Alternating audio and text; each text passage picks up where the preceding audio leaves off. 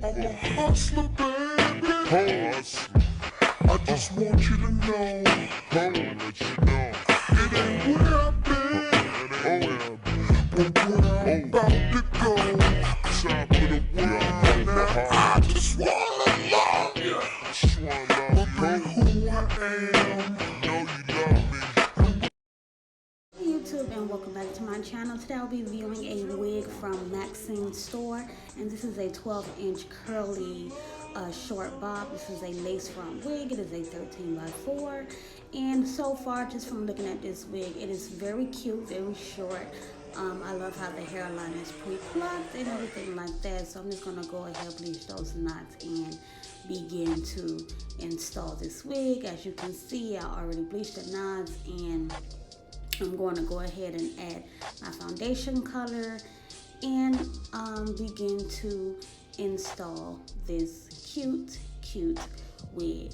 Now for the style I'm doing today, I am just going to do a simple middle part. And if you guys have watched my live when I did the 20K subscriber wig giveaway, this was the wig that I was wearing actually in that live video. So if you haven't seen that, you can go ahead and check it out just to see what it looks like, you know, completed.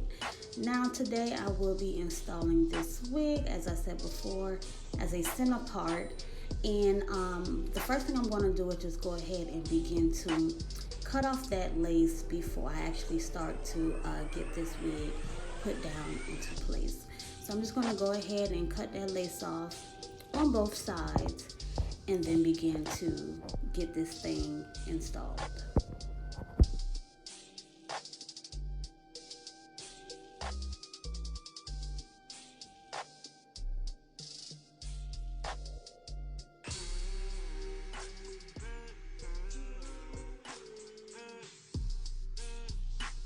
Now I will be installing this wig gluelessly, and this is going to be without elastic bands, so I will use the freeze spray on the corners and go back in with my new favorite, which is the Nairobi's mousse foam, whatever you want to call it. So first I'm just going to go ahead and spray the Got to Be spray in the corners of my lace wig, and I'm just going to blow dry that right on in. I did use a little bit of the Got to Be gel as well, and then I put the spray on top so that it can hold a little more firmer. Now you can use only the Got to Be gel alone to put down your wig, but the spray actually dries much faster and sticks better. So if you want like a good long temporary wear as far as being glueless, then I would definitely use the freeze spray for my go-to.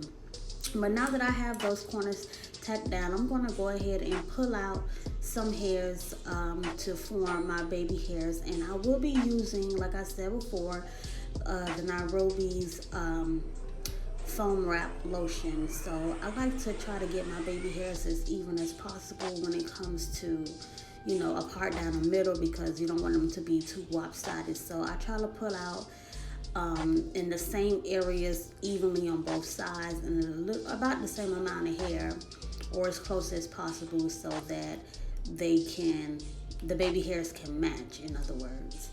And if you have noticed, my wig did lift a little bit back up in the corner, but I am going to go ahead and take some more of that freeze spray and lay that back down. We always know the first time you might not get it down perfect, but you can always go back and correct any errors.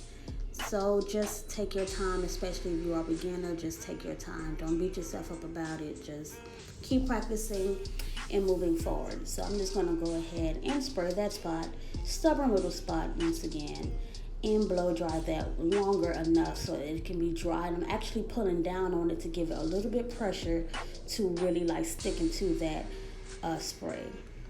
But now we're going to go ahead and take the razor comb, and we're going to in a way, razor down the baby hairs to about 1 inch or shorter. So this just helps give the baby hairs not a straight across look, and just like a, you know, more layered in a way type of baby hairs, where it's like not completely straight but more softer. So I'm going to go ahead and do that. Now I'm going to take my Oh, actually, I don't even think I used my Nairobi's in this one. I actually used my ISO Plus, but however, I'm using the ISO Plus foam wrap lotion. I'm just going to go ahead and shape that hair in a C motion. And like always, I have a hard time doing this on camera, but lately I've actually been getting a little bit better, so I'm proud of myself for that. But once I actually get my baby hairs how I want them to be, I am going to go ahead and tie that down and let that dry. And then I'm going to saturate my hair with some water and more foam wrap lotion and just comb to get the curls more tight and more like defined.